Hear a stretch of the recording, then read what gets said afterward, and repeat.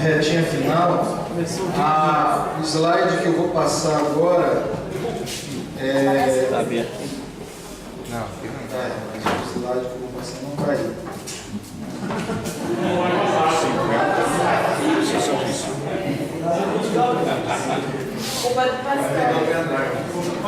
Vai tirar o pendrive? Não, a culpa é minha mesmo. Eu já estou acostumando. Se é culpado, eu passo tudo. Deixa eu fechar isso aqui.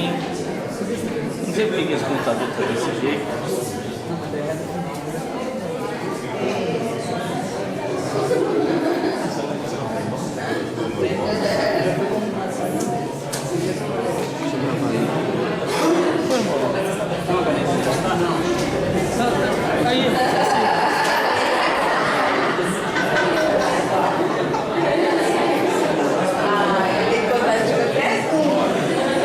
Tá bem, Maurício. Obrigado.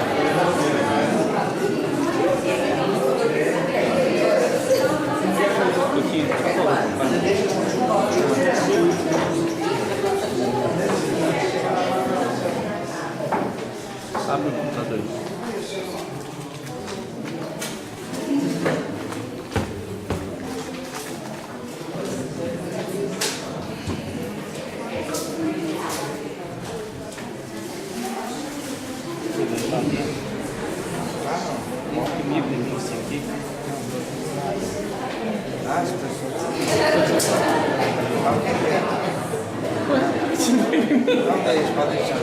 Pode deixar. Tem todo esse também. Tem esse que mais. Trabalho em conjunto.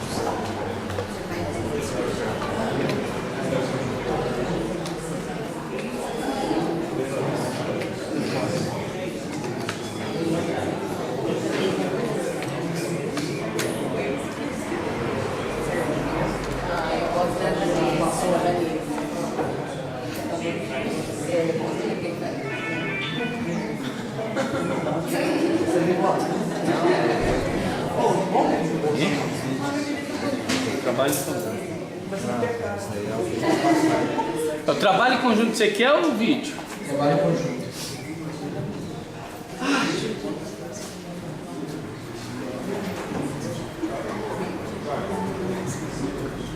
Agora vai. Isso, passa um. Vai. Isso. Eu tenho que assistir. Depois eu vou lá. Fica esperto aí, vou contar a história. Não passa rápido nem devagar. Um rato, olhando pelo buraco na parede, vê o fazendeiro e a sua esposa abrindo um pacote. Está vendo? Olha ele saindo ali, olhando, espiando. Pensou logo no tipo de comida que poderia haver ali. Ao descobrir que era uma ratoeira, ficou aterrorizado.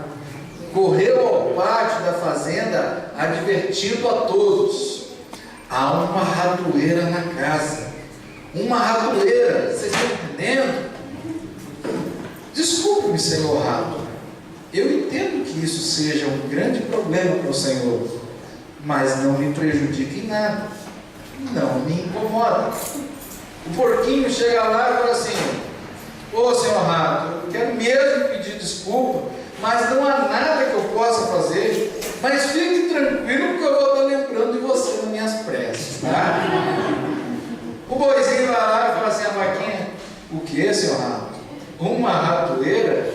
Porventura, por acaso, eu estou em perigo? Eu acho que não. Tadinho do bichinho. Olha lá, voltou todo cabisbaixo. Então o rato voltou para casa, batido, para encarar então a ratoeira do fazendeiro. Naquela noite, ouviu-se um barulho como de uma ratoeira pegando a sua vítima. A mulher do fazendeiro correu para ver o que havia pego. No escuro, ela não viu que a ratoeira havia pego a cauda de uma cobra venenosa. Ó, cascavel. E a cobra acabou picando a fazendeiro então a levou imediatamente ao hospital. Ela voltou com febre. Todo mundo sabe que para alimentar alguém com febre, nada melhor que a canjinha de galinha. O fazendeiro então pegou o facão e foi providenciar o ingrediente principal. Mas a doença da mulher continuava e muitos amigos e vizinhos foram visitá-la. Para alimentá-los, o fazendeiro matou o porco. A mulher não melhorou, acabou morrendo. Muita gente veio para o funeral. O fazendeiro então sacrificou a vaca para alimentar todo aquele povo. Bom, na próxima vez que você ouvir dizer que alguém está diante de um problema e acreditar que o problema não lhe diz respeito, lembre-se que quando há uma ratoeira na casa, toda a fazenda corre risco. Melhor ainda, o problema de um é problema de todos quando convivemos em comunidade. Então, partindo dessa linha, a base do entendimento da igreja baseada em relacionamento, nós investimos na vida espiritual da criança. A base para podermos compreender o valor do ministério com as crianças é amar as crianças como Jesus amou. E se você ama, você procura entender. Qual é a realidade das crianças da sua igreja hoje? Qual é a realidade das crianças com quem você convive? E aí nós temos um gráfico onde a gente começa a pensar sobre os propósitos de Deus para a família versus a realidade no contexto cristão. Essa tabela aí não tem na sua apostila. Propositalmente, né? Mas algumas partes dela estão na página K.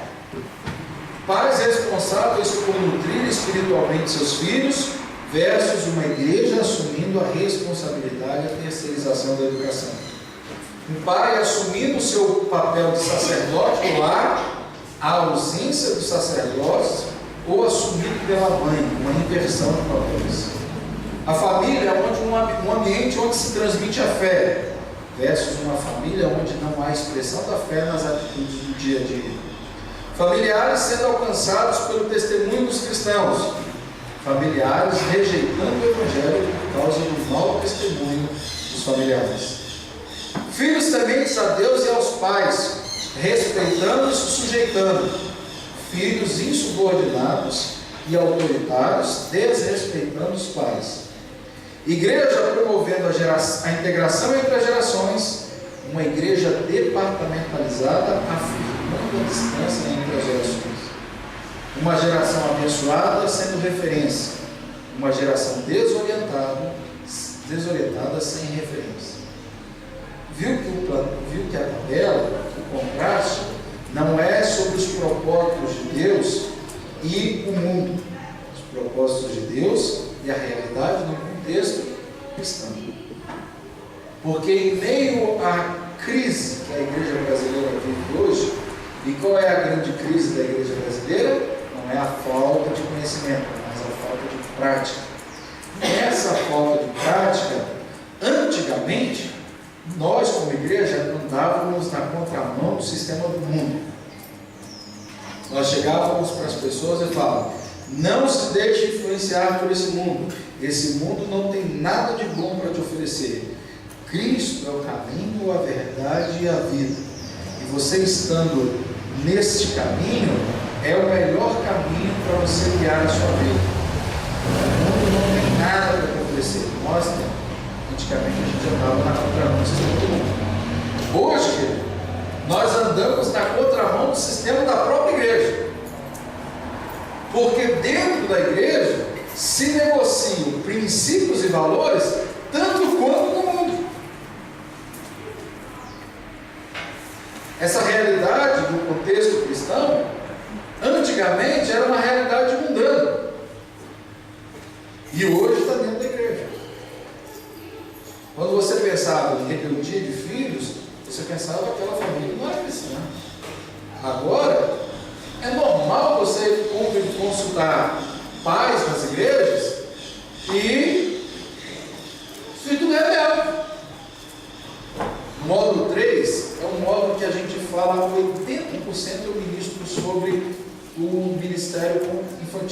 na verdade, a gente chama de trabalho em conjunto. E vai ser um tempo bem precioso que a gente fala todos os aspectos.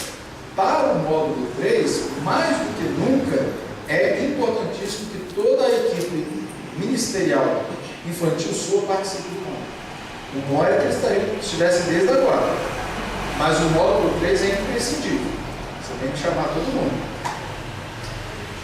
E uma das coisas que eu falo lá, e já vou falar aqui, é que antigamente, quando seu pai olhava para você, pelo olhar dele, você já sabia que ia pela frente. Ai de você quando seu pai desse aquela olhada. Hoje, meu querido, tem pai vesgo olhando para o filho assim, vesguinho, o filho está lá, nem aí. Desespero total.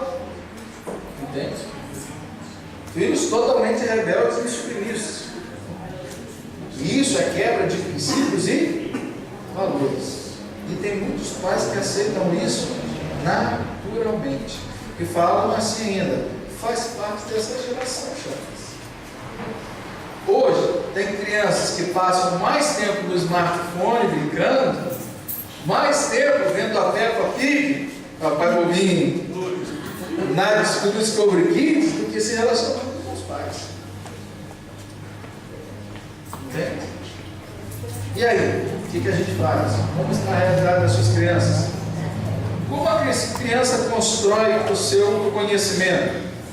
Por meio da experiência, da observação e da exploração de seu ambiente, a criança modifica situações, reestrutura seus esquemas de pensamento, interpreta e busca soluções para fatos novos, favorecendo o seu desenvolvimento. Eu acho que vai passar aí, não no meu. Dá o próximo aí. Isso está mais errado. Passa de novo. Volta. Deixa eu ver uma coisa. É que eu não ia passar, mas eu não vou passar.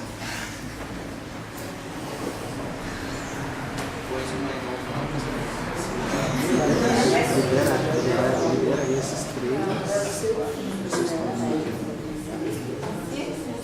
Esses cinco, esses seis libera. Seleciona esses seis.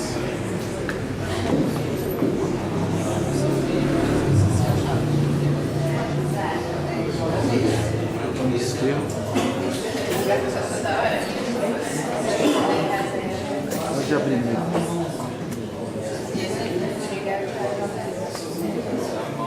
Como a criança constrói o seu conhecimento? Um exemplozinho. Vai passar. Já vai querer.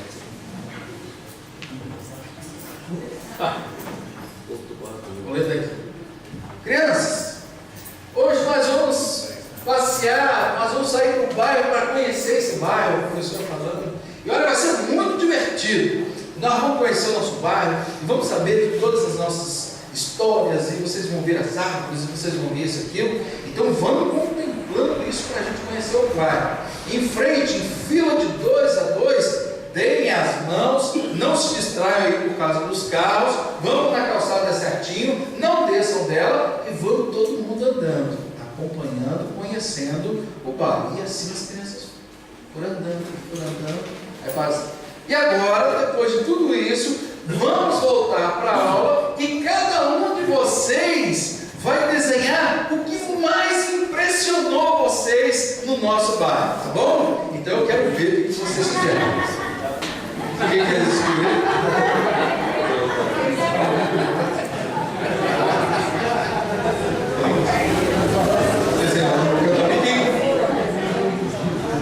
A criança, ela entende uma coisa por vez e faz uma coisa por vez. Não adianta você falar 3 coisas para ela e esperar que ela construa o seu conhecimento nas 3 coisas ao mesmo tempo. Não, ela sempre vai ficar com a última mensagem que ela recebeu. E a última mensagem que ela recebeu é: não se distraia. Então o que ela vai fazer? Não vai se distrair. Então ela vai ficar olhando. Perceber as características comuns de cada faixa etária e oferecer um ambiente agradável que facilite que os princípios bíblicos sejam conhecidos, sentidos e praticados, ampliarão as possibilidades da criança desenvolver uma vida comprometida com Cristo.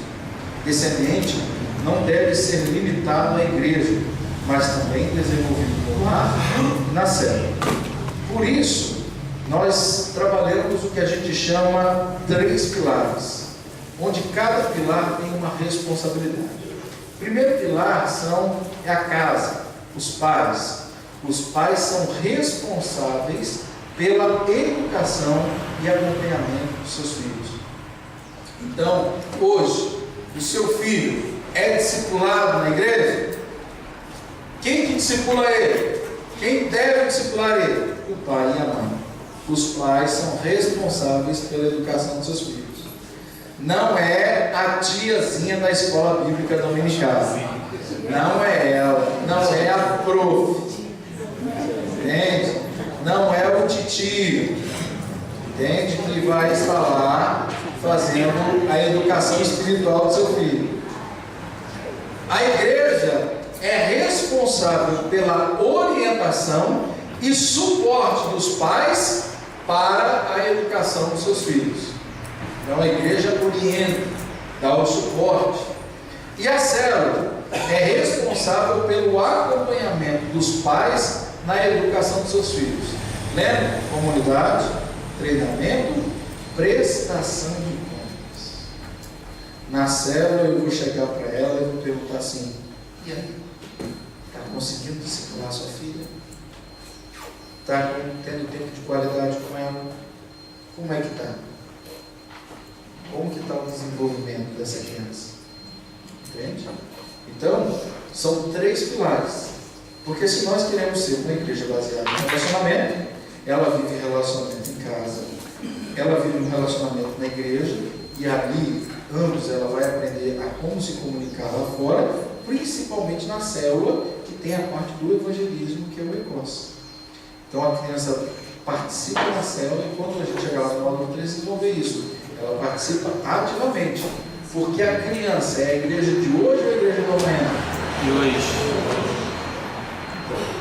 Se você acredita nisso, vamos ver se isso é verdade no módulo 3. Hoje eu só queria a sua resposta. Lembrem que todos vocês aqui falaram que sim. Eu vou guardar isso com muito carinho para usar isso no módulo 3. Com certeza a favor de vocês. Nada contra. Então, nosso desafio é resgatar os valores e princípios bíblicos da responsabilidade paterna sobre a vida espiritual dos seus filhos. Resgatar os valores e princípios bíblicos da responsabilidade paterna sobre a vida espiritual dos seus filhos. O ensino dirigido, então, por um único tema e texto para todas as faixas etárias das crianças permite o trabalho em conjunto, que é o nosso símbolo, nosso slogan, né? Os 3 pilares unidos no centro de Cristo, influenciando positivamente no crescimento espiritual da família. Nós temos um currículo, pode passar mais um? O currículo nosso é um currículo de 7 anos, onde cada material desses, ele leva 4 meses para ser trabalhado, e cada material desse é um livro, ou 2 ou 3 livros da Bíblia. Então, ao longo de 7 anos, eles passam por todos os materiais. Então, com quantos anos começa, Charles? Desde os 0 anos de idade. Então, nós temos as turmas do maternal de 0 a 2 anos, nós temos criança 1 de 2 a 4, criança 2 de 4 a 6, e aí tem 6 a 8, 10 a 12 e 10 a 12. Tudo isso daí. 12 é criança. Então, até 12 anos eles trabalham com esse material, né? E aí você tem ali o material de criança 1 e criança 2, o material dos facilitadores 1, 2, 3 e 4, 5. Você tem o maternal e os livros 1, 2, 3 e 4. Você tem uma revista de células, uma revista para os pais e a devocional. Bem rapidinho, para você ver, eu vou falar isso detalhado. Então, por exemplo, o facilitador 1 e o facilitador 2, 3, 4 e 5, é um material que é usado, tanto como maternal também. Esse material usado é na igreja, na escola bíblica dominical. Então aqui vai ter um princípio. O mesmo princípio, numa linguagem para aquela etapa, vai estar na revista da célula que ele usa na célula.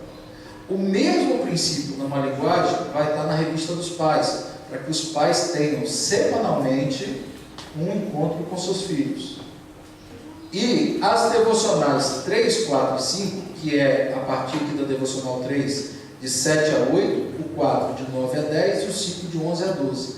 A partir de 7 anos, as crianças têm uma revista devocional com o mesmo princípio, com atividades para ela fazer particularmente. É o tempo dela sozinha com o Senhor. Entende? Então, todas as faixas têm o seu material. É o mesmo princípio. No módulo 3, eu vou trazer esse material no módulo 3, vocês vão poder ver, e nós vamos fazer uma célula infantil aqui com vocês, onde vocês vão ser as crianças e eu vou ser o facilitador, o tio. Então a gente vai fazer uma célula junto, nós vamos brincar, vocês vão ser criança por um período do módulo, entende? Então a gente só dá uma panorâmica agora. Esse é o do nosso material. A proposta para o trabalho conjunto é um facilitador interagindo com crianças de diferentes idades, procurando articular os recursos e capacidades afetivas, emocionais, sociais, cognitivas e espirituais de cada criança ao princípio bíblico vivenciado na celebração no culto da igreja ou na escola bíblica dominical. A aprendizagem não está baseada somente nas propostas do facilitador, mas em escutar as crianças e incentivá-las a interagir com as demais. Portanto, traga as crianças para dentro da bênção e vamos juntos aprender a viver na bênção. Quais as possibilidades que você deixou passar hoje, que você deixou passar ontem, que você deixou passar mês passado, ao não ouvir as crianças? Todos os dias, quando vamos dormir, eu e você podemos perguntar quais as possibilidades que nós deixamos passar hoje ao não ouvir as nossas crianças. Só para vocês pensarem um pouquinho. Quando vocês fazem o planejamento de um ano para o outro, alguma criança participa do planejamento? E quando você planeja o ano passado, o ano que vem, o planejamento da sua igreja, no planejamento seu, pastor, está a criança ou está o líder do ministério infantil que ele tem que trazer alguma proposta para o planejamento do ano que vem? Por exemplo, você veio para cá, vai pensar na célula protótipo. As crianças estão incluídas ou não? Você pensou na sua célula protótipo uma criança participando ou não? Módulo 3, querido, a gente vai aprofundar isso, né? Deixa para o módulo 3. Isso aí é só para deixar vocês assim, pensando, analisando. Na sua apostila, na página.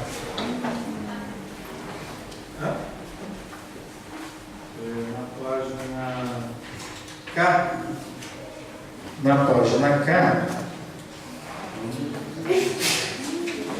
Desde a página K1, eu aconselho você a dar uma lida ali sobre o alvo de todo crente ministro, o ensino por princípios, que é um pouco do que a gente já falou, né, o que significa o princípio, as responsabilidades ali, a gente já falou ali, os 3 pilares, né? Uma forma ali para você ver, e as características do currículo. Está aí para você dar uma lida. Tem ali, ó, tarefas a serem cumpridas até o módulo 3. Certo? Vamos ler. Adquira um kit do material trabalho em conjunto. Meu conselho: você pode já adquirir um material, um kit de material nosso. Caso você queira esperar um pouquinho, também pode, e aí você vai ver no módulo 3, certo? Separe um tempo para assistir a uma ministração preparada para as crianças da sua igreja. Isso é importantíssimo. Pode marcar aí. Não deixar de fazer até o módulo 3. Ou seja, você que está aqui, principalmente o pastor. Pastor, vá nas próximas semanas e você vai assistir o que acontece dentro da sala da escola bíblica dominical com as crianças. Todos vocês que estão aqui, comecem a visitar. Separa um tempo e lá você vai observar o seguinte: a linguagem é adequada, o uso de recursos visuais atendem às necessidades das crianças, o ministrador estava preparado e ministrava com autoridade de vida. As crianças demonstraram ou demonstram interesse espiritual. Elas têm liberdade para orar, expressar seus sentimentos, perguntar, compartilhar suas dificuldades. Faça um relatório acerca disso. Ou seja, módulo 3. Charles, quando será o módulo 3, Charles? O módulo 3 será nos dias 3 a 5 de julho do ano que vem. Então você tem até 3 de julho para fazer essa tarefa, quando então eu vou cobrar a você. Certo? Você tem absolutamente nada mais, nada menos do que outubro, novembro e dezembro, 9 meses. O filho está para nascer. Vai nascer em julho. 9 meses. Já treina ele. Você tem 9 meses para fazer essa tarefa. Lembra de uma coisa: se isso for um valor para você, vai ser prioridade e vai se transformar em ação concreta.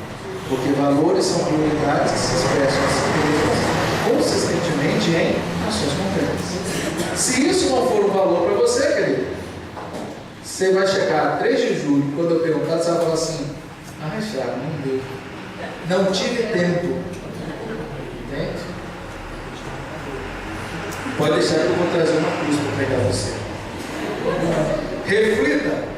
De que maneira a sua igreja tem sido suporte para os pais no ensino da vida cristã para os seus filhos? Meu conselho: reúna o pessoal que está aqui, que fez o módulo, e converse sobre essas duas perguntas. O que a igreja tem oferecido para fortalecer, instruir e orientá-los na tarefa de conduzir seus filhos a Deus? 4. Convide a liderança no ministério infantil da sua igreja para vir com você para o próximo módulo, quando vocês estarão fazendo o planejamento do trabalho em conjunto. No módulo 2, a gente já começa a fazer um pré-trabalho de planejamento, que vai culminar no módulo 3, com mais um pouquinho, e que no módulo 4 ele vai ser estabelecido. Módulo 2, 3 e 4 sem planejamento. Entendeu? Então, essas tarefas vocês têm 9 meses para fazer, ok? Foi nessa linha, nessa base, que nós começamos a trabalhar há alguns anos na nossa igreja, com famílias, e trabalhando com crianças, e vendo as crianças crescendo e amadurecendo, e assim os adolescentes, e assim o jovem, e assim foi com um garoto que eu comecei a discipular, com os seus 16 anos, chamado Rodrigo. Rodrigo, um garoto muito tímido, muito introvertido, entrava muito, saía calado. Com 16 anos eu comecei a assumir o discipulado dele, para acompanhar a família dele, e nesses princípios que eu acabei de falar com você, a minha esposa discipula a irmã dele hoje tem 13 anos de idade, e a gente começou a trabalhar com eles, com essa família, e a coisa foi ficando bem legal, e mais legal ainda. E simultaneamente a isso, há 7 anos atrás, nós fomos desafiados pelo pastor Benon, que é o autor do melhor livro, de todos aqueles livros que tem ali, tem o melhor que eu acho. O melhor que eu acho é o livro do Benon, que é Fazendo Toda a Diferença, investindo a sua vida na vida de outras pessoas. De todos aqueles, para mim, é o melhor.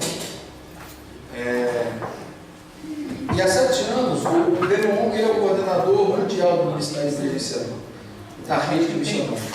E há 7 anos ele vem ao Brasil veio trabalhar conosco, e ele falando sobre as necessidades missionárias, ele desafiou a gente a seguinte situação: que direito vocês têm de ouvir o Evangelho de Cristo tantas vezes e nós do outro lado do mundo não ouvimos nada, em muitos lugares?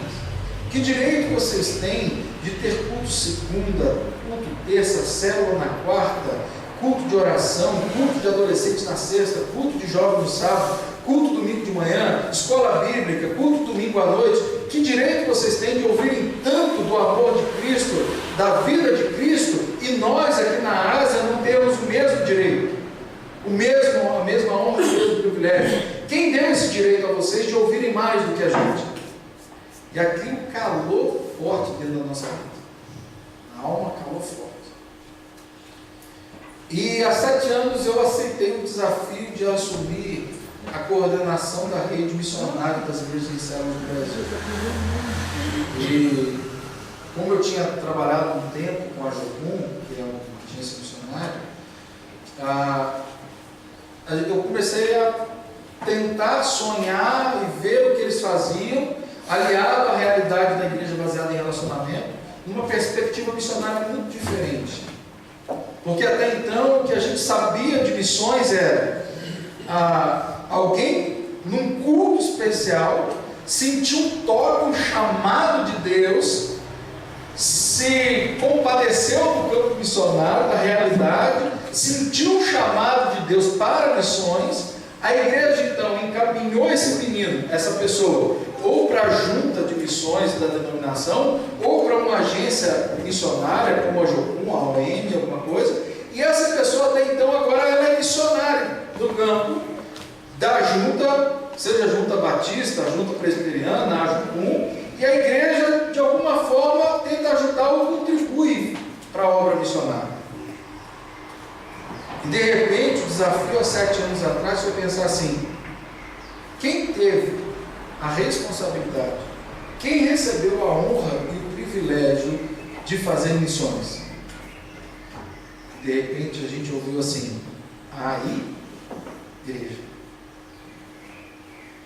e ser-me-eis minhas testemunhas em Jerusalém, Judéia, Samaria e até os confins.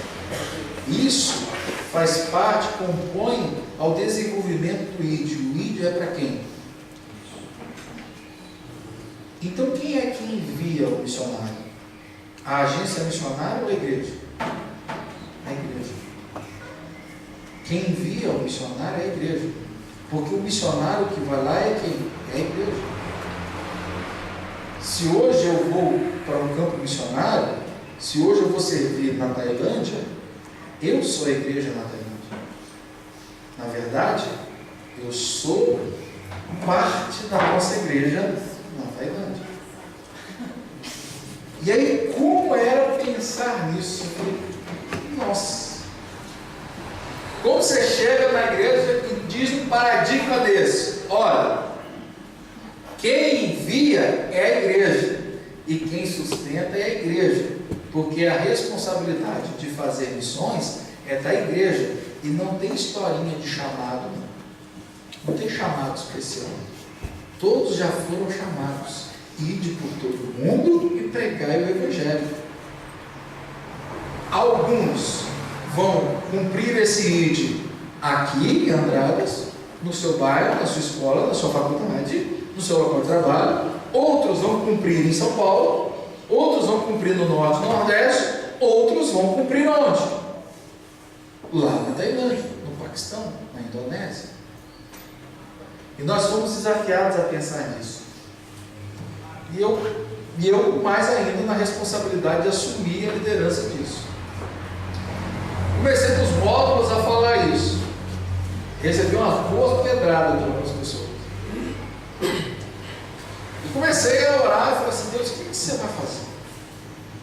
Como que isso vai começar a tomar forma? Eu não tenho nem ideia. Como que a gente vai fazer isso? E para minha surpresa, Deus começou a fazer isso na minha vida na minha célula e no meu discipulado. O menino Rodrigo, que eu já vi discipulando, esse menino Rodrigo, numa das conferências que nós temos anualmente de missões das igrejas em célula, ele falou assim: Charles, eu vou servir, eu vou ser igreja fora de Curitiba. Eu falei: como assim? Ele Deus falou para mim, Deus falou no meu coração, que eu vou ser igreja e viver igreja em uma outra parte da nação. Aí eu falo comigo: você é a última pessoa que eu vou pensar no mundo que iria para um campo missionário. Porque o cara entrava muito sem calado. Era uma luta para a gente arrancar alguma coisa dele. Esse menino, num campo, e ele ainda virou e falou assim: e ele é um campo muçulmano. Eu falei: bom, vai morrer em 2 cortes. Morre em 2 cortes. Ou não falar nada mesmo, vai ficar quieto e vai fazer diferença. Curtando a história, dia 3 de julho de 2012, eu estava levando o Rodrigo, com 19 anos, o menino que era da categoria de base do futebol, do time do Coxa do Curitiba, e esse menino abria mão do sonho de ser jogador de futebol profissional no Brasil, para estar indo com 19 anos, sem falar inglês, sem falar tailandês, servir junto com a equipe do Ministério Igreja em Célula que estava na Tailândia, no sul, no lugar chamado Satu, onde a maioria da população é muçulmana e o restante é budista. Taxa de do cristianismo no sul da Tailândia, 0,00001%. Esse menino foi para lá. 3 de julho. Ano passado ele voltou com 1 ano de experiência para contar para a gente como é que foi. Esse menino já falava inglês fluente, esse menino falava tailandês fluente, e esse menino trabalhava já com alguns muçulmanos, ensinando eles a jogar futebol. Julho desse ano ele veio de novo na conferência. Esse menino agora é professor de futebol em 2 escolas totalmente muçulmanas. 3 muçulmanos jovens aceitaram a Cristo com ele. Ele discipula hoje 15 muçulmanos. E quando ano passado ele veio, ele foi o primeiro brasileiro da rede de igrejas em células a ir para o campo missionário, via rede. E quando ele voltou ano passado, ele compartilhou o que Deus estava fazendo com ele. No dia que a gente estava em São Luís, Maranhão, o pastor Wallace com a Lívia e a Débora, sua filhinha, de 6 anos, resolveram que abririam mão do ministério pastoral na Igreja Batista Vida Nova, para ir servir junto com o Rodrigo na Tailândia, sem falar inglês nem tailandês, com uma filha de 6 anos de idade. Isso em julho do ano passado. 16 de janeiro eles estavam indo para lá e hoje eles estão lá. Em São Luís também, a Luciana, na Catedral do Louvor Maranata, chegou para mim e falou assim: Charles, eu senti algo que o Rodrigo falou. Eu falei: o quê? Eu vou ser igreja em outro lugar. E dia 2 de agosto, mês passado, ela foi para fazer parte da equipe da Turquia. Em março desse ano, o Tiago de Caxias do Sul foi para a Tailândia também. Dia 17 de janeiro de 2015, nós estamos encaminhando o Tiago e a Débora para a Jordânia. E nós temos mais 8 pessoas que, a partir do testemunho de Rodrigo, estão indo para países muçulmanos. Todos os grupos que estão indo para trabalhar com os muçulmanos. E a coisa começou a tomar forma, e nós estamos pela primeira vez levando um grupo de uma equipe brasileira para ir à Tailândia servir ao muçulmano. Eu estive lá ano passado para conhecer a Tailândia e foi uma experiência fantástica viver com eles lá. Eu passei 10 dias com eles e foi maravilhoso. Agora em novembro eu estou indo de novo e é fantástico você passar um tempo com os muçulmanos, você almoçar com um líder muçulmano. Na Tailândia a cultura é muito diferente. Então, por exemplo, eles não comem em mesas, é sempre no chão. Então, não tem garfo, é sempre colher, ou na mão. E tantas outras culturas, e tantas outras coisas que envolvem a cultura. E você estar conversando com os muçulmanos e servir aos muçulmanos, como, Charles? Pintando mesquita, cortando cabelo de pessoas, jogando bola com eles, jogando vôlei com eles, falando com eles do perigo das drogas e etc. E tal. No lugar em que não pode ter igreja, você não pode falar de Jesus, apenas demonstrar o amor de Cristo. Religião não, amor sim. E começar a viver isso. Então nós vamos passar um vídeo agora que vocês vão conhecer um pouquinho do Rodrigo, um pouquinho da família do Wallace da gente. Então você pode aumentar o som. Aonde? Qual que é? O áudio ele está baixo, então vai ter que dar uma aumentadinha mesmo. Qual que é o nome do vídeo? O vídeo é Convite à STM 2015. Nossa, deixa eu ver uma coisa que eu tava. Não sabia. Fiquei a palestra inteira mostrando pra carregar, você não sabia? Não sabia. Não falou nada. Carregar a fita, cachorro. Não vi que tava carregando. Tava aberto, por que você fechou? Agora eu quero ver se você não viu que tava aberto também.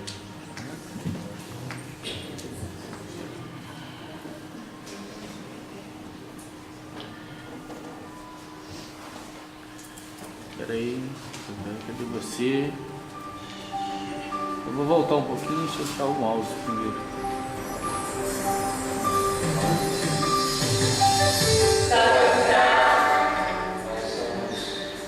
Voluntários aqui na Tailândia. Chegamos há pouco tempo e nós decidimos, há 2 anos atrás, para servir as pessoas aqui na Tailândia. Nós seremos assim o sal e a luz desse mundo. Então, através da nossa vida, do nosso testemunho, nós queremos mostrar como Cristo é importante na vida das pessoas muçulmanas.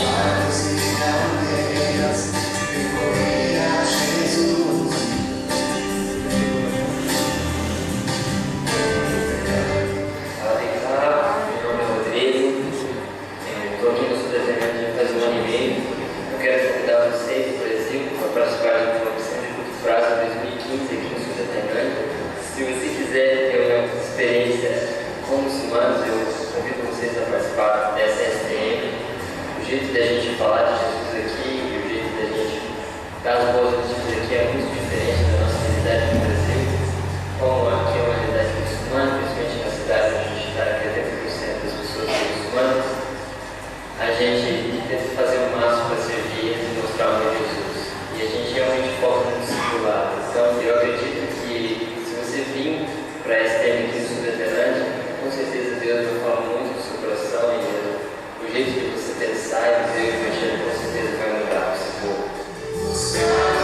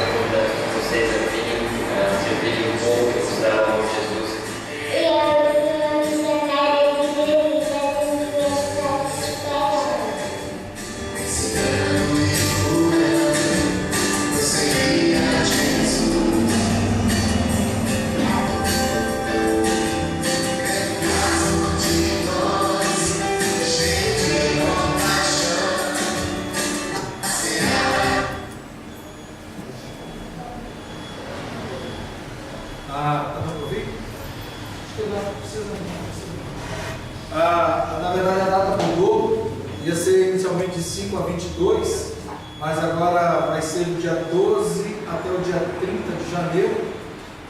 O máximo que a gente consegue levar para trabalhar com os muçulmanos são 15 pessoas. Nós estamos com 11 pessoas que vão estar indo. Quem sabe você, tem algumas pessoas que estão pensando em ir ainda, quem sabe você não é uma das pessoas que vai junto com a gente. Quer dizer, com a gente não, porque eu não vou, né? Quer dizer, em janeiro eu não vou, eu estou indo agora, dia 1º de novembro eu estou indo para a Malásia, para o Congresso Mundial de Igrejas em Células, depois eu vou para a Tailândia, e aí eu vou coordenar a parte lá do recebimento. E a minha esposa com o Matias, que é um dos membros da nossa equipe, eles dois vão estar liderando a equipe de janeiro, dia 12 eles estão indo para lá. O pessoal sempre me pergunta, Charles, quanto que é para ir para lá a passagem? A passagem saindo de São Paulo para ir para lá hoje está R$3.000 ida e volta. Então é o preço da passagem hoje, porque a gente vai para, eles vão por Singapura, aí de Singapura vai para Hat Yai, que é uma cidade, é o aeroporto mais próximo da cidade onde eles estão, que é 2 horas e meia. Eles vão para Singapura, Guarulhos, Singapura, e de Singapura vai para Hat Yai, e de Hat Yai 2 horas e meia de carro até Saturn. É uma experiência fantástica. Se você tiver condições e oportunidade de ir, vá. É uma experiência fantástica. Quando eu fui a primeira vez lá, você muda radicalmente o seu jeito de pensar em igreja. Porque de repente você está lá e você vê assim, não tem culto, não tem culto de jovem, não tem culto de adolescente, não tem igreja, não tem prédio, não tem nada, você apenas tem Cristo. E você tem 99,99% de gente que não é cristã. E você não pode falar, porque se você falar, há 2 possibilidades. Uma, eles rejeitam você e aí você perdeu todo o relacionamento. Ou eles podem se sentir ofendidos, denunciar você da província, e o líder da província, que sempre será um líder muçulmano, esse líder da província tem o aval do governo de deportar você, então você é expulso da Tailândia. E aí você não pode entrar, pelo menos um prazo de 2 a 3 anos naquele lugar. Então você tem que falar de Cristo, mostrando para eles quem Cristo é na sua vida. E é fantástico isso. É fantástico quando de repente você vai na casa deles e você está comendo com eles, eles falam assim, nossa, é tão bom ter vocês aqui. Vocês trazem uma paz tão grande para nós. E aí eles falam assim, eu vou orar para que Allah abençoe você. E aí você não pode chegar e falar assim, eu vou orar para que Deus abençoe você. Só que Allah é o conceito que eles têm acerca de Deus. Então nós vamos de bom grado e recebemos a oração de Allah sobre nós. E mais, a comida da Tailândia, para os mineiros é tranquilo, né? Pensa naquela pimenta malagueta que você gosta. Multiplica ela por 10. É a mais fraca na Tailândia. Dificilmente você vai comer uma comida da Tailândia e você não vai chorar no primeiro momento. Eu gosto muito de pimenta, mas o primeiro prato que eu comi lá, que era um arroz, peixe, a minha escorria lágrimas, você fica vermelho assim.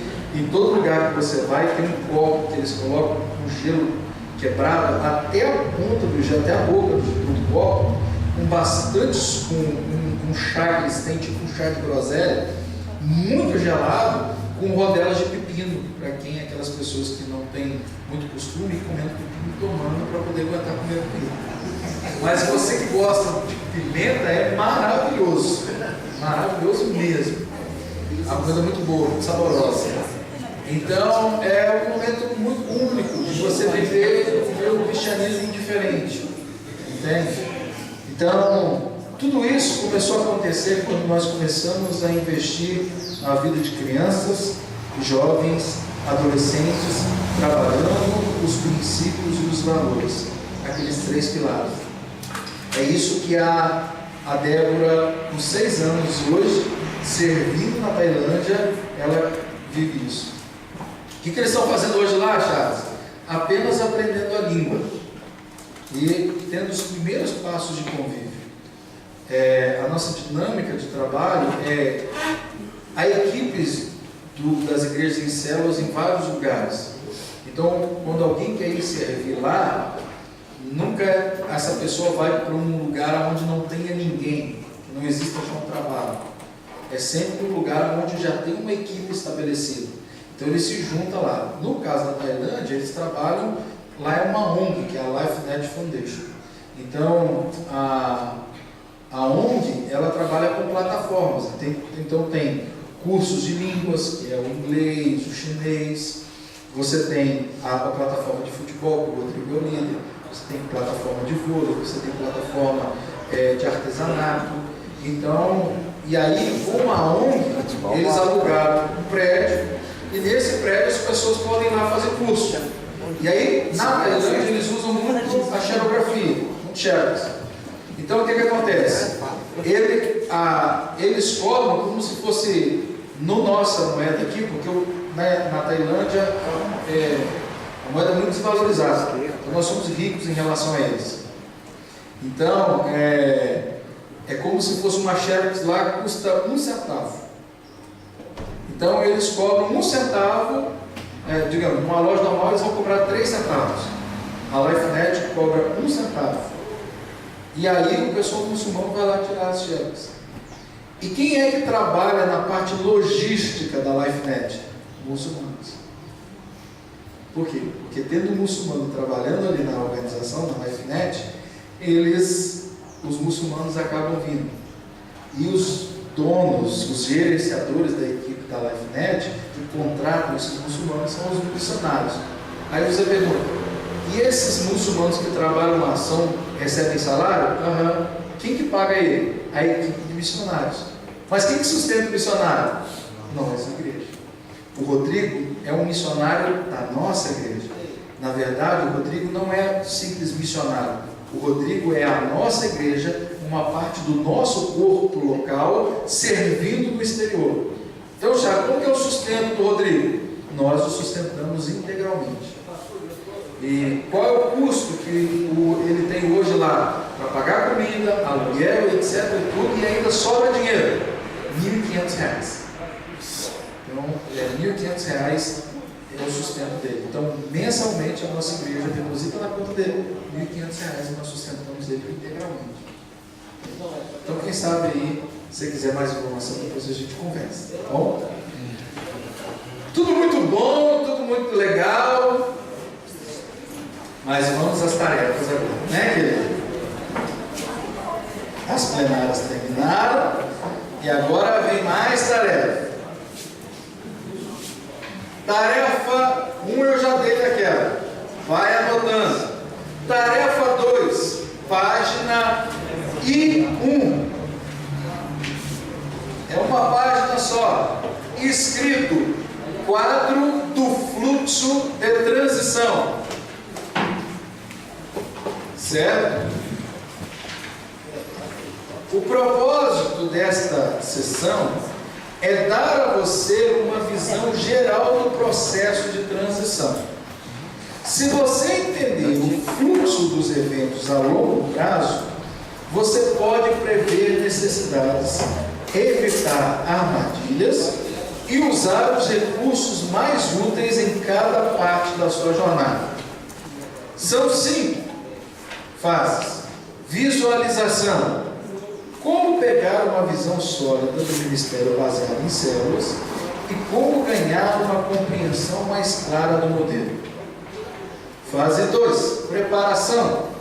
Uma vez que a visão contagiou o líder, deve haver uma avaliação e uma preparação em diferentes níveis de liderança e no nível dos membros da igreja. Número 3. Mobilização da liderança. O futuro sucesso do modelo de células será baseado na habilidade de equipar e impulsionar líderes. Se isso for feito de forma correta, vai permitir a criação de uma base de expansão constante de líderes. Se é feito de forma errada, criará múltiplos problemas e muito mais trabalho à frente. reestruturação e reengenharia. Quando a base de liderança e as células estão expandidas, os papéis de liderança e as estruturas devem ser ajustados e aperfeiçoados. Expansão. Nessa fase de ministério, há uma expansão crescente à medida que se multiplica o evangelismo e a igreja começa a penetrar novos segmentos da população e novas comunidades. Então você viu que são 5 fases. Tem da fase inicial à fase mais avançada. Qual a fase que você está? Essa é a tarefa de casa. Viu que está escrito em negrito aí? Veja o apêndice. Agora vai lá na página AP, lá no final, AP9.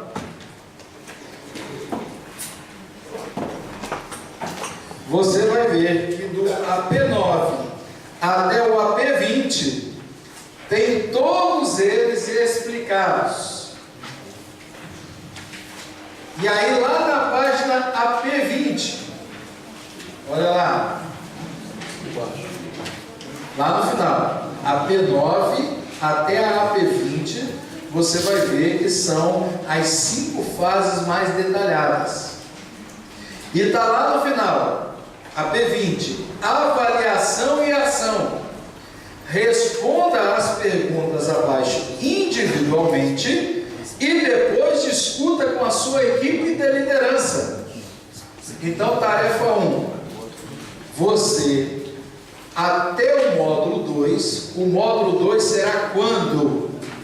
O módulo 2 será de 27 de fevereiro a 1º de março. Então vai ser 27, 28 de fevereiro e 1º de março. É o módulo 2. É a próxima vez que nós vamos nos encontrar.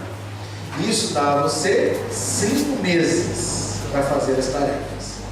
Dentro desses 5 meses, você, pastor, vai falar com a sua liderança assim: gente, no dia 8 de outubro, nós vamos ter um encontro para fazer a tarefa que é quadro do fluxo da transição. Vai ser dia 8 de outubro, com todo mundo, com o pessoal da sua liderança que está aqui, não é para a liderança da igreja não, é com o pessoal que está aqui do módulo.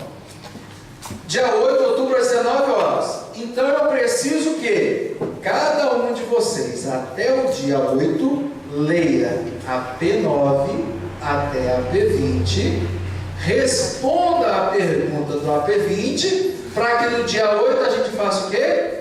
Discuta as respostas com a sua liderança. Dúvidas sobre essa primeira tarefa? Todo mundo entendeu? Você vai ler da AP9 até a AP20 individualmente, responder a pergunta do AP20. O seu pastor vai marcar um dia para que o pessoal que fez o módulo aqui possa trazer a resposta daquilo que você leu e respondeu, para que a gente possa conversar.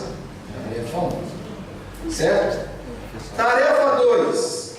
AP21. Mudar ou não mudar? Olha que da AP21 até a AP27 tem um monte de tarefa para você fazer, tá vendo? Ó, que coisa linda. Um monte de gráfico aí para você fazer. O que você vai fazer? Você vai descobrir com essa tarefa se você é um agente de mudanças ou não. Se vale a pena mudar ou não vale a pena mudar. E qual é a avaliação da sua igreja?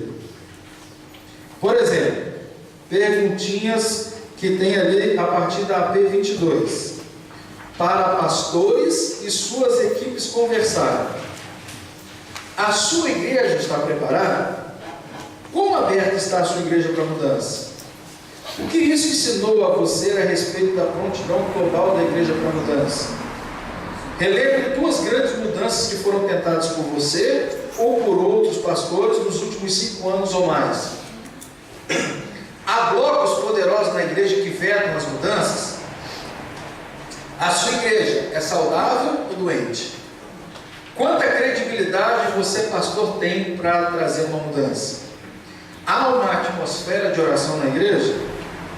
Qual é o senso global a respeito do tempo de Deus? Aí olha só que perguntinha boa. Reveja em oração. Quanto tempo você planeja ficar nessa igreja? Viu que coisa boa? Para o pastor isso é uma maravilha. O que pode fazer essa resposta mudar? Pastor, se você tiver de sair no meio da transição, o que vai acontecer com a sua igreja? Quem você irá selecionar a partir do início para ser o seu auxiliar, para substituí-lo se alguma coisa acontecer com você? E isso pode ser até a morte. Reação. Sua reação típica aos estresses. Marque a alternativa. Se vier estresse, ou quando você fica estressado, você desiste e fica quieto, você precisa discutir a questão face a face o mais rápido possível. Você adia a reação até ter tido tempo para pensar. Às vezes você reage de maneira brusca e com raiva. Então, querido, mudar ou não mudar, você vai escolher uma semana do seu tempo, vai fazer responder todas essas perguntas que estão aí. Aí o pastor vai marcar um outro dia, fora daquele encontro do fluxo da transição, para vocês discutirem e conversarem sobre mudar ou não mudar. Dica: normalmente nessa parte de mudar e não mudar, você precisa de uns 3 encontros para ficar bom. Certo? Dúvidas até agora? Terceira tarefa. Vocês pensaram que ia ser lógico. Terceira tarefa. Página J1 e J2. Gigantes na terra. Texto conhecido. Foi mandado os espias. Uns trouxeram o relatório assim: não dá não. Se nós entrarmos nessa terra, nós vamos apanhar feio. Não dá para jogar contra a Alemanha não. Se a gente jogar com a Alemanha, nós tomamos de 7. Outro fala assim: que nada, querido, a Alemanha é tranquilo, nós vamos ganhar de 5-0 deles. 2 relatórios. Um deu certo e outro deu errado. Certo? Que tipo de relatório você tem trazido em relação à sua igreja? Se você der um relatório ruim, você tem possibilidades. Se você der um relatório divino, você tem outra possibilidade. E aí olha só o que está escrito. Fique em pé, compartilhe com 2 ou 3 pessoas da sua igreja ou da sua célula. Conversem e orem a respeito das questões abaixo. Ou seja, você vai... já vou adiantar o processo. Escolhe uma pessoa da sua igreja aqui agora. Fala assim: escolhi você. Ok? Beleza, vou pegar o exemplo. Elas duas. Ela escolheu ela. Qual é a tarefa? Vocês duas vão ler um dia o texto de Números 13 e 14. Ela, no tempo particular dela, vai responder essas perguntas e você vai responder essas perguntas. Depois que vocês fizerem isso, vocês vão marcar de ter um tempo juntos. Vai comer uma pizza, vai comer alguma coisa, e ela vai compartilhar o que Deus ministrou ao coração dela em cima dessas perguntas, e ela vai ministrar para ela. Quer que eu adiante o processo? Sim ou não? Então, pega a pessoa agora e fala: para o ímpar. Vocês querem que eu adiante o processo? Não vou adiantar. Por exemplo, vou pegar elas como exemplo. Para o ímpar.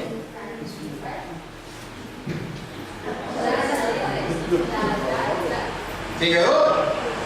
Então você vai pagar as coisas que são aquela situação. Tem um processo. Então ela é responsável por pagar a despesa. Você não vai ter despesa nessa data.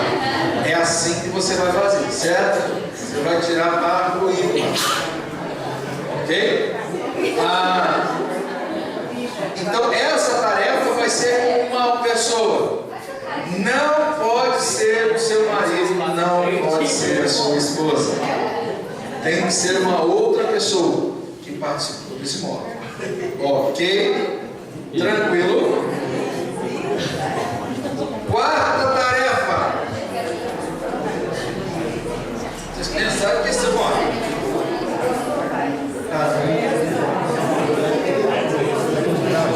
Você vai escolher. Você escolheu ela. Não, segunda-feira, vai responder essas perguntas. Ela na quinta-feira vai ler os 13 e 14, vai ler essas perguntas. Na sexta-feira, isso. Na sexta-feira, vocês vão encontrar e vocês vão trocar isso na lista sobre cada um respondendo. Entendeu? Quarta tarefa. Para os que são casados. Você, bonzinho com vocês. Uma vez por semana, 30 minutos, diminuir, 30 minutos, uma vez por semana, a partir dessa semana, você, maridão e esposona, vocês vão sentar juntos e vão ter um tempo de oração e um tempo de ministração da palavra um com o outro. Uma semana, um é responsável por trazer a palavra, e na outra semana o outro é responsável por trazer a palavra. Uma semana outra. Faça um diário, para que lá no módulo 2, quando eu chamar você possa testemunhar e falar para nós o que você fez. Certo? 4 tarefas para serem feitas, gente, em 5 meses. 5 meses. Você vai fazer que janeiro. Mole. Vai, papai e mamãe, né, cara? A única que é constante é essa de toda semana. As outras 3, o pessoal vai ler, o pastor vai marcar um encontro. A outra, o pessoal vai ler, o pastor vai marcar um outro encontro. A outra, você vai ler e vai marcar um encontro só com a pessoa que você escolheu. E a outra, marido e mulher. Você não tem um travesseiro. Né? Travesseiro. Sabe o que é travesseiro? Né? Esposa ou marido, né? Você não tem um travesseiro, você é sozinho no mundo. Então o que acontece? Aqueles que são solteiros, vocês vão fazer o mesmo encontro com alguém. Então, por exemplo, você é solteiro, né? Você vai fazer com o seu namorado.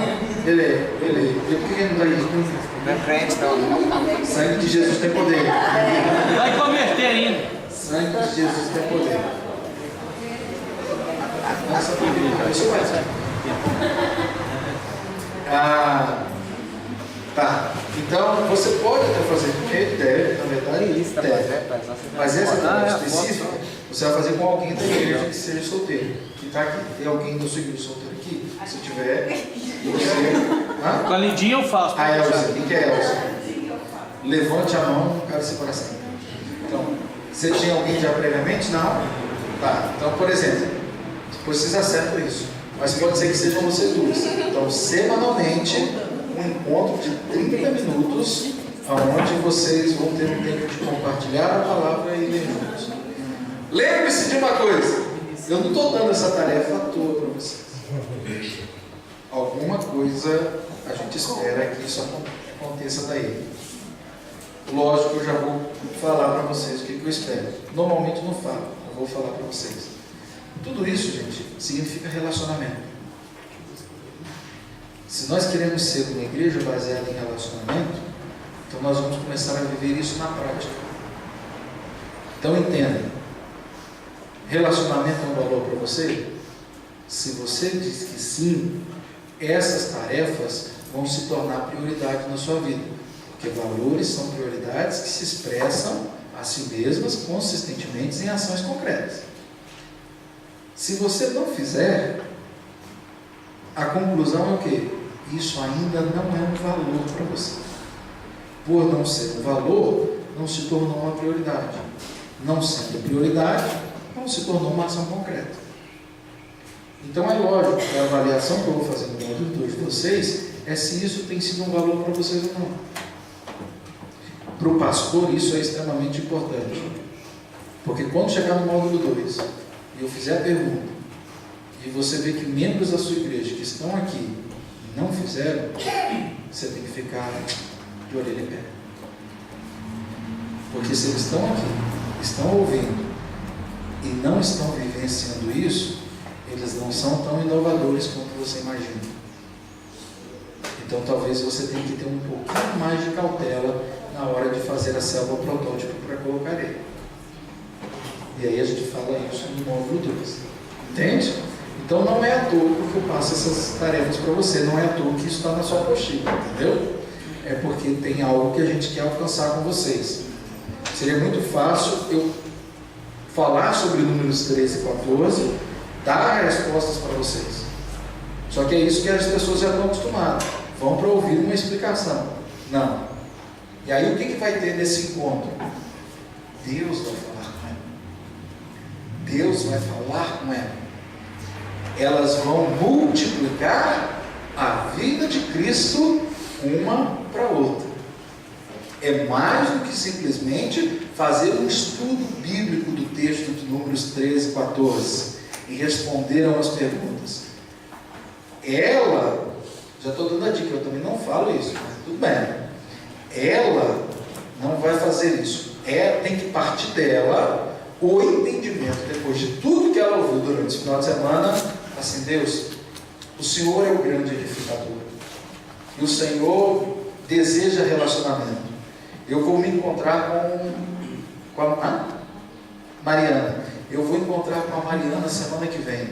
O Senhor tem algo a dizer para mim sobre o número 13 e 14. O Senhor tem algo a edificar por meio da minha vida, na vida da Mariana. Então que eu seja instrumento, Senhor. Então me ajude, me use como edificadora da vida da Mariana naquele momento ali. E que o Espírito Santo fale ao coração dela. Talvez Deus vai trazer para ela aqui, assim, olha, a Mariana vive um momento de relatórios ruins. Ela vive algumas decepções. Na hora do encontro, Mariana, eu estive orando nesse tempo, e Deus trouxe ao meu coração que você passa por uns momentos difíceis, desafiador, mas Ele diz para você que o relatório assim, em meio a isso, confie de que o Senhor vai à frente, é Ele que peleja por você. Isso faz sentido para você, Mariana? E aí a Mariana vai falar, sim, isso tudo tem a ver comigo. Não tenha medo de errar. Primeira vez que eu fui fazer esses exercícios, eu chegava para a pessoa e falava assim, olha, eu senti que Deus falou isso para mim. Acerca de você, tem alguma coisa a ver? A pessoa, não. Desculpa. É que veio isso no meu sentimento. Aqui como? Mas eu não parei. No outro encontro, eu falei, olha, eu tive essa impressão. Tem fundamento isso? Tem, então. Tudo que você falou é realmente o que está acontecendo. Opa, comecei a entender um pouquinho mais, a ouvir um pouquinho mais. E com a prática eu fui tendo mais esse feeling acerca do Senhor, de como que o Senhor fala comigo, de como que Ele ministra no meu coração. E eu fui descobrindo um monte de coisa. Até um dia, quando eu falei assim, Deus, eu quero saber que dons o Senhor tem para usar por meio da minha vida para edificar o corpo de Cristo. E eu passei, quase um ano orando e buscando, tentando entender. E sempre nos meus discipulados, ouvindo aquela coisa toda.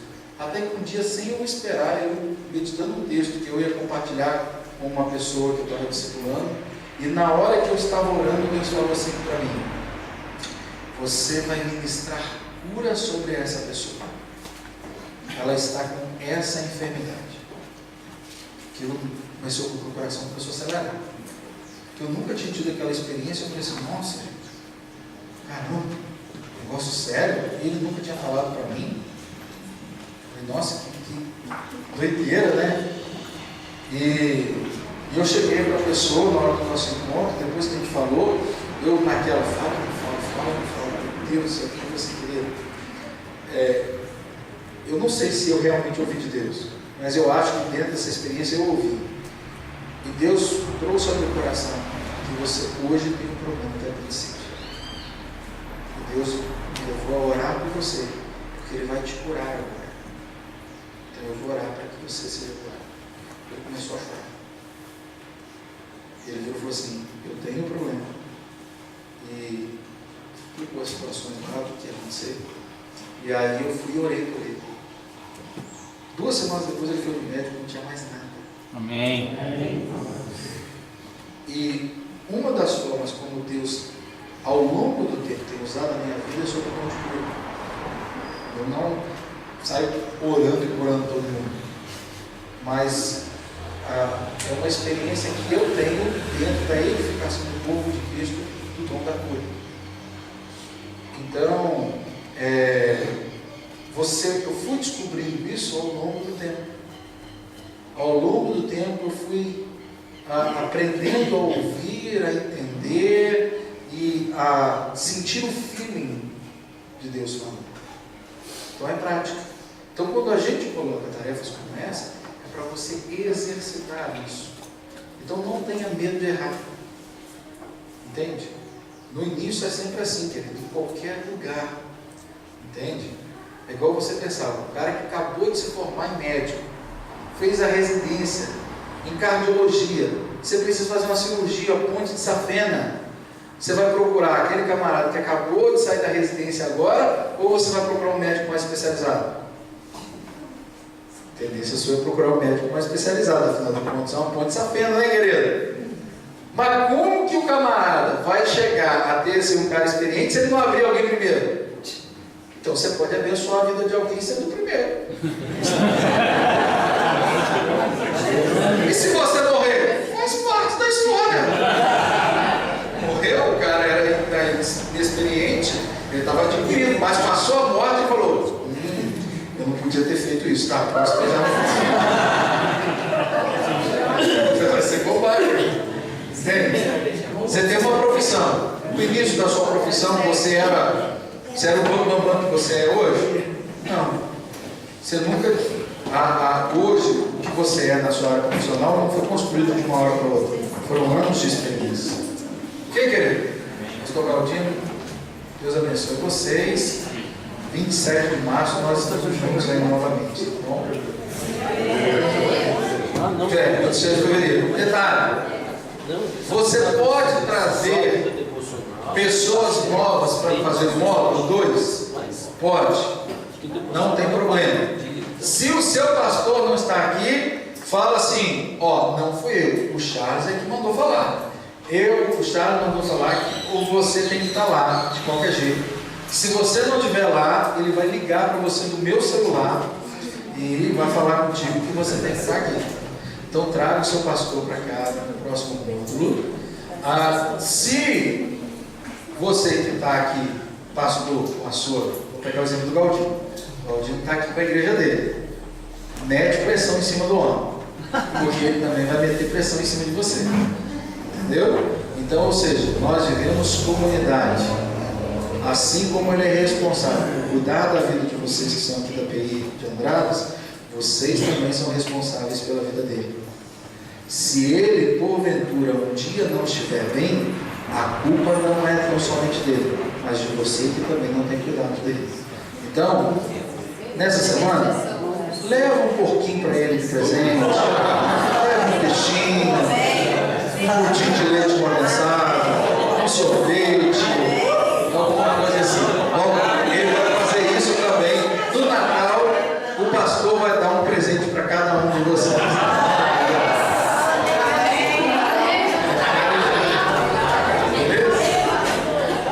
Irmãos, a primeira parte é excelente, né? A segunda a gente passa também, em nome de Jesus.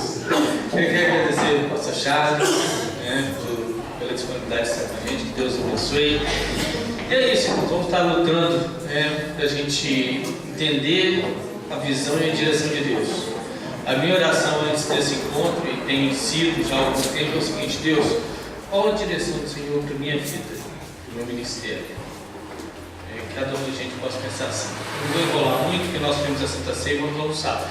Só lá no restaurante geral que nós fomos ontem, hoje é 14h50, né, Luiz? Porque parece que tem churrasco. Então, só para os irmãos sintonizar.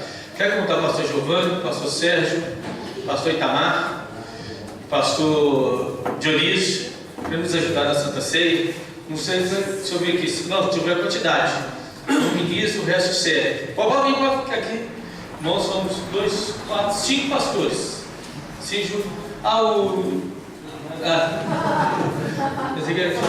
Pode subir, gente.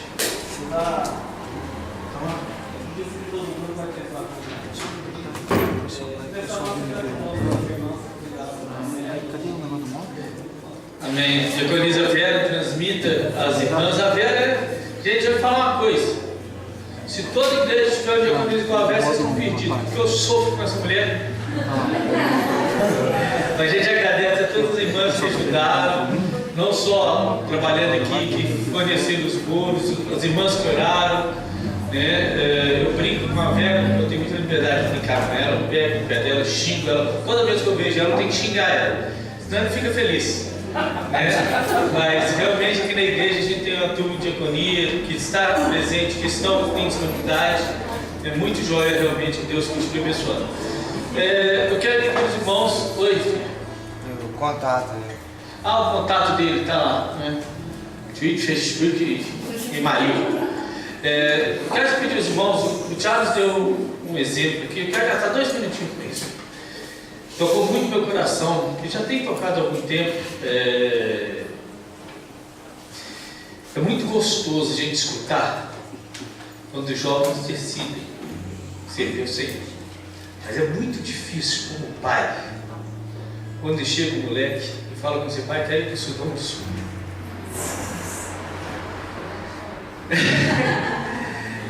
E eu queria pedir que os irmãos orassem pela gente. O Lucas tomou essa decisão, vai estar aí com esse Deus assim, permitindo dezembro, mas com um mês e meio, Sudão do Sul. É mais difícil ainda quando a gente descobre que é o 11º país em perseguição cristã. A gente está orando para que Deus encaminhe. Antes eu estava orando para Deus responder se era a direção dele, e orando, Deus, é a direção do Senhor, e no fundo falando assim, tomara que não seja. E eu já, sem perceber, algumas semanas eu parei de orar nesse sentido. A minha oração é: Senhor, manda um recurso. Ele vai precisar de 6 mil, eu tinha R$6. Semana passada, um jovem, amigo dele da ICPB, eu tenho muito contato com o pessoal da ICPB de Pinhal, lá do pastor Joás, muito amigo da gente. E aqui eu falo uma coisa abertamente que eu tenho falado com o pessoal da ICPB. Uma igreja pentecostal, nada com os pentecostais, mas a gente tem muita amizade com eles e os respeitamos muito pela atitude que eles têm. É que às vezes a gente, de tradição reformada, a gente fala mal dos pentecostais, como o pentecostal às vezes fala mal da gente. Isso é a realidade. Como eu falei na outra igreja outro dia, pregando, eu falei: vocês ficam falando de ser veteriano. Eu não sou, não, tenho o Espírito Santo também. Então a gente respeita muito. E um jovem desse bebê chegou para o meu filho e falou assim: olha, eu te dando R$100 de oferta para você ir para o Sudão. Então a gente está vendo que Deus agora está pensando em abrir essa porta. Então eu peço a vocês que orem. Consolou meu coração da Cláudia. Que Deus assim nos abençoe. Chama mais um pastor nos ajudar, o Geraci. Eu pedi a Itamar que ministre a ceia e os outros nos sirvam, como aqui nós aprendemos que temos que servir.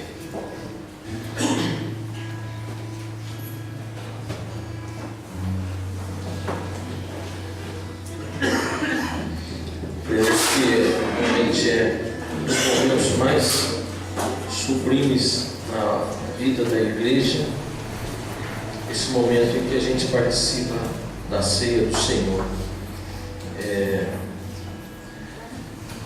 que seria de nós, da nossa vida, se não tivesse acontecido este fato? O que seria de cada um de nós? Se o Senhor Jesus não tivesse se doado naquela cruz, né? Se entregado ali, derramado o seu sangue. E às vezes a gente não acha que foi fácil, né? O Galdinho está chorando aqui porque o filho está indo para ali. Está achando que isso aí já é um fardo pesado, sendo que isso é uma bênção. Mas o pai mandou o filho para esse mundo já com aquela certeza: ele está indo para morrer mesmo. Meu filho está indo justamente para dar o sangue por causa do pecado de vocês. Enquanto a gente senta ou participa da ceia do Senhor, eu creio que o nosso coração precisa se encher de um amor muito grande por Jesus. Um amor capaz de doarmos, de doar o filho, de doar a vida, de doar o tempo. Um amor capaz de também fazer a nossa abnegação. Jesus disse que se alguém quiser me seguir, tem que tomar a cruz também de subir as suas lutas, suas dificuldades. Então, irmãos, nós vamos participar da ceia do Senhor neste momento, quando Paulo diz que entregou para nós o que ele também recebeu aqui. Jesus, na noite terrível em que ele foi traído, 12 discípulos, um deles traidor, foi lá e vendeu ele por 30 moedas. Naquela noite triste, ele tomou o pão e partiu e disse para os seus discípulos: eu estou doando o meu corpo para vocês. Será que a gente entende o que Jesus está dizendo aqui?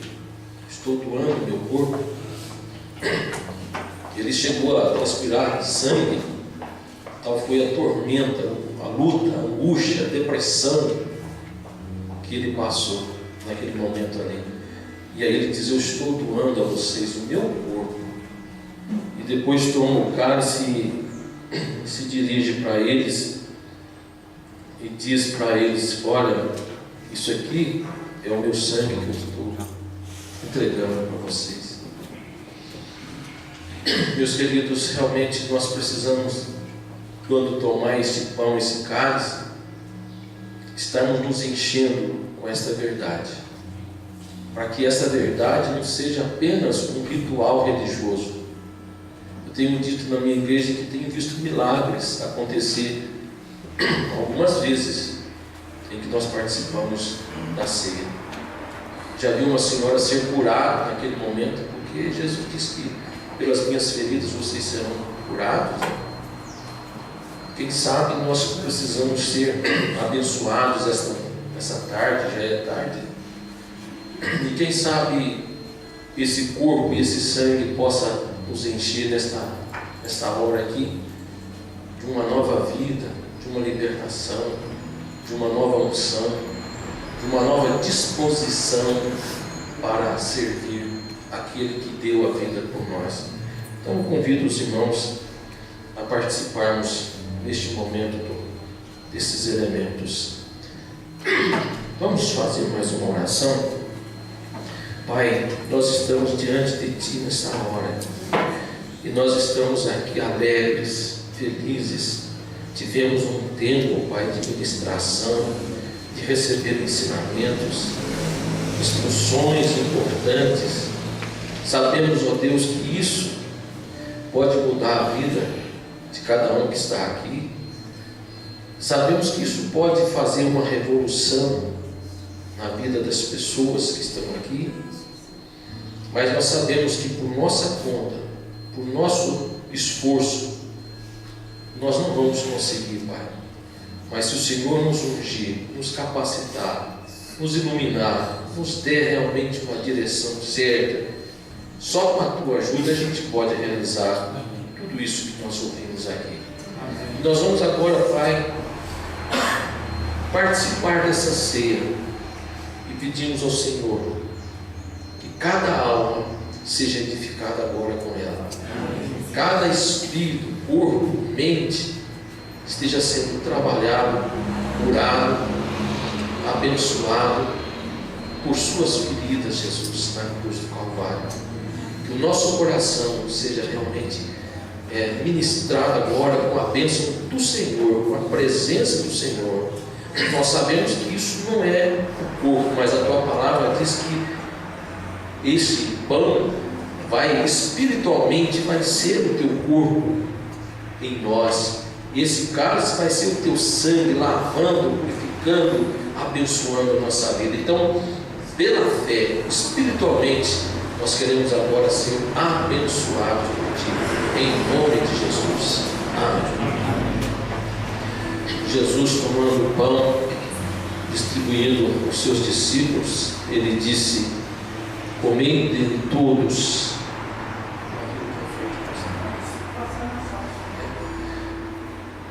Comei dele todos. E depois, tomando o cálice, disse: bebei desse cálice todos os meus discípulos, porque vocês estarão sendo abençoados com a dádiva do meu corpo e do meu sangue.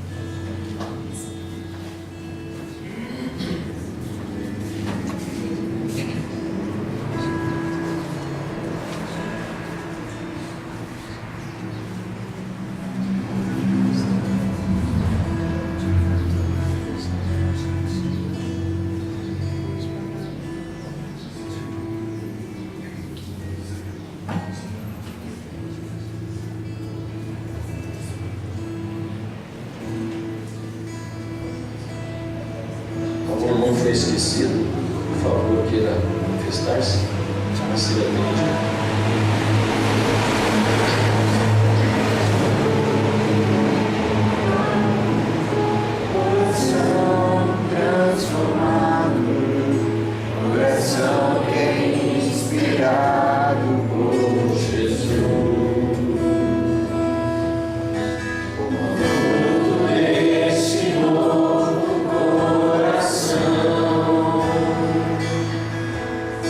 Eu declaro a paz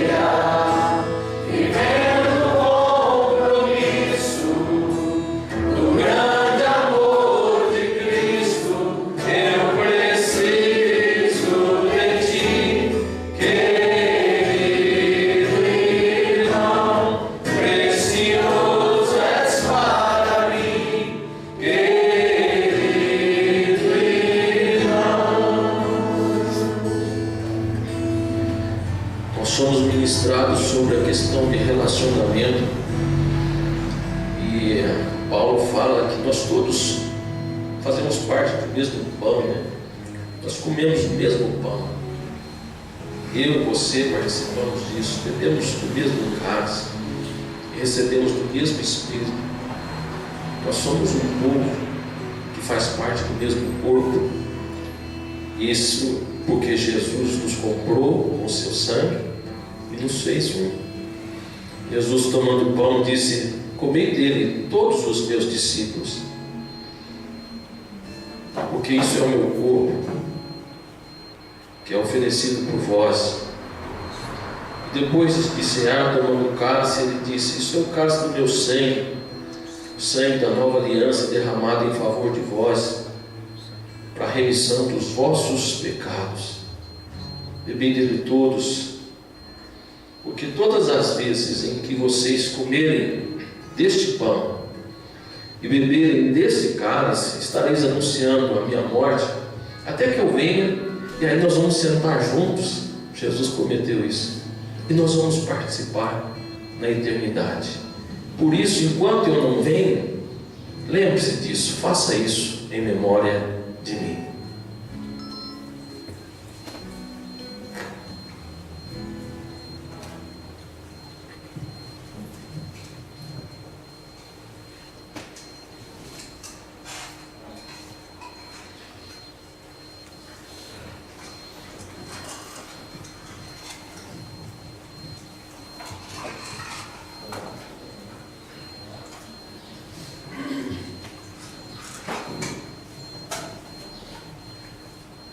Oremos, queridos. Pai querido, a tua graça é sublime sobre nossas vidas, Deus. Que alegria, Senhor, que privilégio podemos desfrutar de momentos assim preciosos, momentos esses, Deus, que foram planejados pelo Senhor desde a eternidade. Pai querido, obrigado, porque em Cristo Jesus, como foi falado aqui, nós somos um. Nós podemos ver, Deus, essa unidade, Pai querido, expressada em relacionamentos. Fortaleça-nos, ó Deus. Nós iremos conseguir ser essa igreja baseada em relacionamentos. Se o Senhor, assim, Deus, nos conduzir através dessa direção do Teu Espírito em nós. Oh Deus querido, que tudo isso que nós experimentamos aqui possa servir, Deus, como um combustível, ó Deus, alimentando a nossa jornada, certos de que tudo que fizermos e tudo que nós, ó Deus, planejarmos, será tão somente para a glória do Senhor. Ó Deus, sustenta-nos, abençoa-nos, ó Pai, e que através desse meio de graça nós sejamos aqui tocados pelo Deus, pelo Eterno, e que assim sintamos, Deus, o refrigério do Senhor em nós, que possamos crer, Deus, no milagre do Senhor em nossas vidas. Oh Deus amado, esse milagre, Pai, trazendo cura àqueles que assim necessitam. Oh Deus, trazendo refrigério, trazendo descanso, reanimando ministérios que porventura, Senhor, entraram aqui desanimados, ó Pai querido. Que possamos ver o milagre do Senhor acontecendo, essa multiplicação, ó Deus, do Senhor em nós, Pai Santo, e que possamos assim impactar o mundo, ó Deus, através do Evangelho, Senhor. Pai querido, é o que nós clamamos em nome de Jesus. Amém.